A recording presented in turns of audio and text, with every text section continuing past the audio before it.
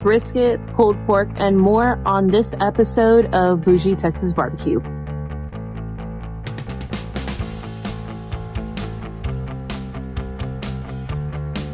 Hour 1, aka the golden hour.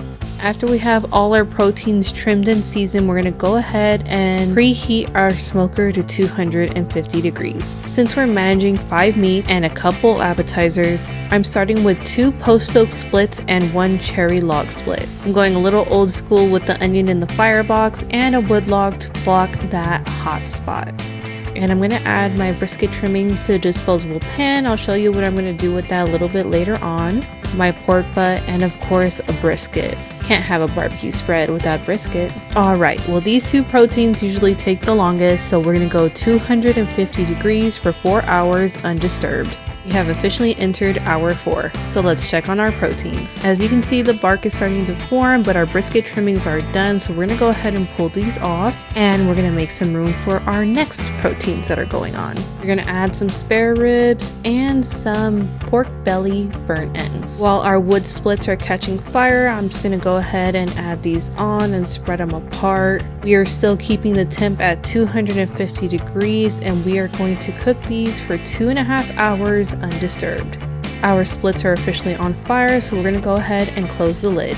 As far as our brisket trimmings, we're going to remove the meat that we're going to turn into chop, and we're going to remove that pretty gold liquid to make beef tallow. And as a friendly reminder, don't forget to clear those ashes between refueling to make sure we have a good airflow in our firebox. I know, I lost my shovel, so I had to use a metal spatula. Okay, so let's separate our beef tallow. You can totally use a filter, but this is the easiest way and the most low maintenance way to separate beef tallows from trimmings. I just bent the corner and I'm just gonna pour it into a mason jar. Pretty simple. And the reason it's not straight gold is because I smoked it uncovered as well as I added seasonings. So this is the brisket trimmings that we're gonna turn into chop.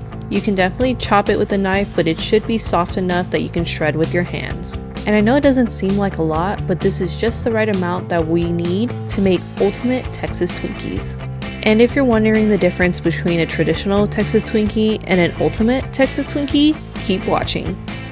To make an ultimate Texas Twinkie, you're going to stuff it with cream cheese, brisket, mac and cheese, and you're going to wrap it in bacon. Cold bacon works best when you're wrapping these. Before we actually throw them on the smoker, we're going to let them chill in the freezer for about 30 minutes. Now the trick is to wrap it not too tight but not too loose, and to spread the bacon so it covers almost all of the jalapeno. And if you don't like your poppers too spicy, you can actually soak them in water once you pit them for about 30 minutes, even an hour, and it will remove most of the spiciness. Now this step is totally optional, but I like to season my Twinkies, so I'm going to use that OKJ Kansas City rub so we can get a nice sweet heat when we bite into these Twinkies. Make sure to cover all sides of the bacon so when we do throw them onto the smoker, they'll get that nice mahogany color from the cherry wood. Alright, so now I'm just going to throw these in the freezer for about 30 minutes and go back to tending to our smoker. Just a side note, these freeze very well. Just saying. It's officially hour 6, and it's time to wrap our ribs. This is going to be a standard rib cook, so we're going to wrap them face down in a bed of butter, brown sugar, and honey. Repeat for the back of the ribs and wrap them nice and tight between 2 pieces of foil.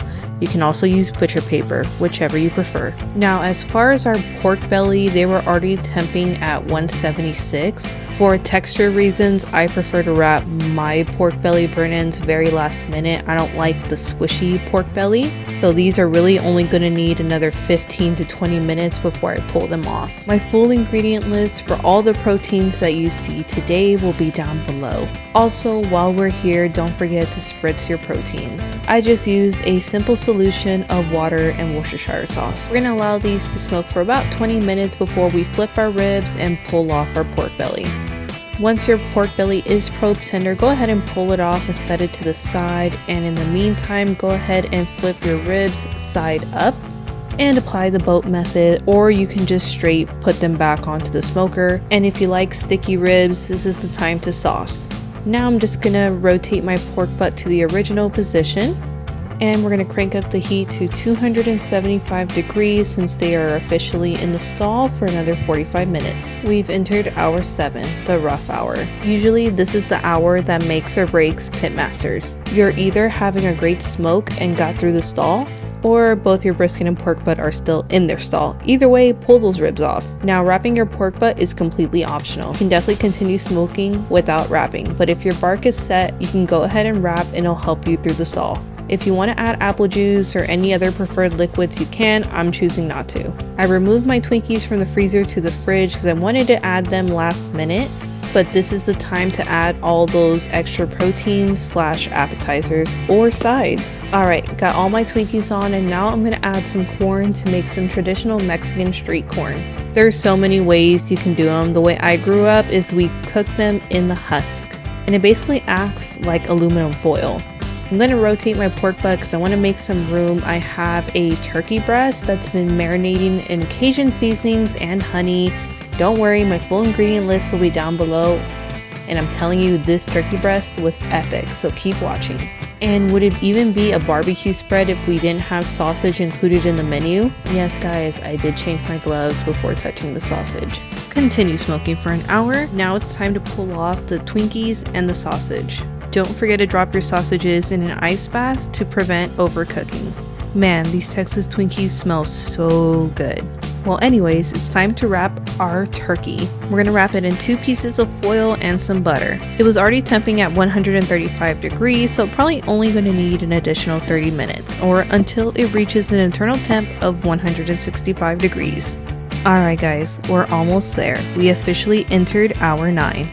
And it's time to rest. I pulled the pulled pork off already, and it's hanging out in the ice chest along with our turkey breast. Now for our brisket, you're going to need 2 pieces of butcher paper, and if you did make the beef tallow, go ahead and slather that baby up with all the beef tallow. As always, I'm going to recommend for you to allow your brisket to rest till it drops to an internal temp of a minimum 150 degrees, especially if you're using choice brisket. I did use a choice brisket, this is not a prime. So my brisket motto is if you throw your brisket in at 7 a.m., it's most likely going to be ready by 7 p.m., especially if you're trying to do a same day brisket. Alright, so the moment we've all been waiting for, the big reveal. Not bad for a choice brisket, huh? Okay, so I've been talking pretty much this entire video, and I'm going to shut up for a little bit so we can appreciate the food porn.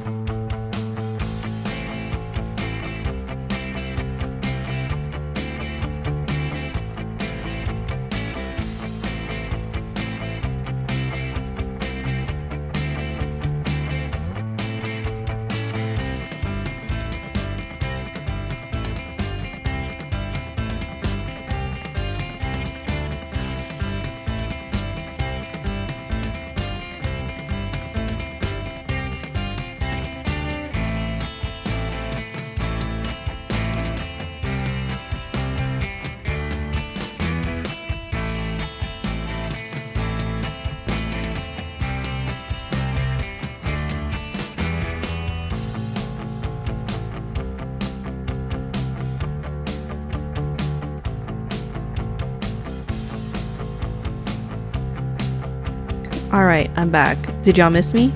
Well, anyways, it's time to shred the pork butt.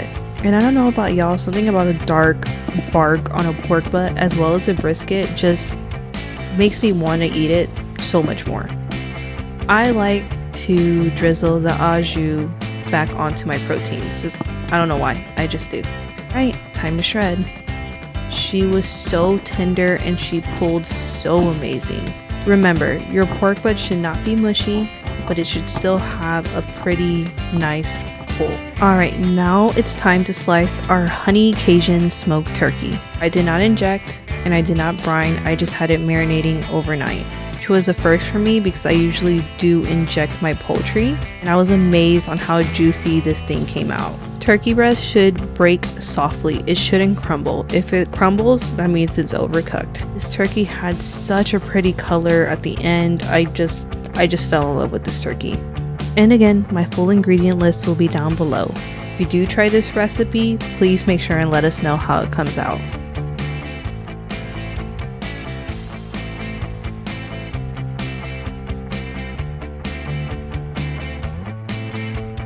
Now it's time to slice the ribs. It had such a pretty dark mahogany color.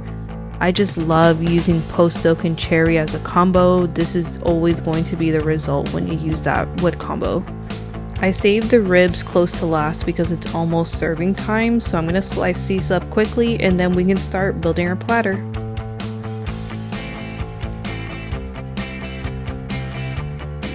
And yes, these came out so juicy as well. If you're not starving by now, just keep watching. Did y'all think I wasn't going to show you the Texas Twinkie? 10 out of 10.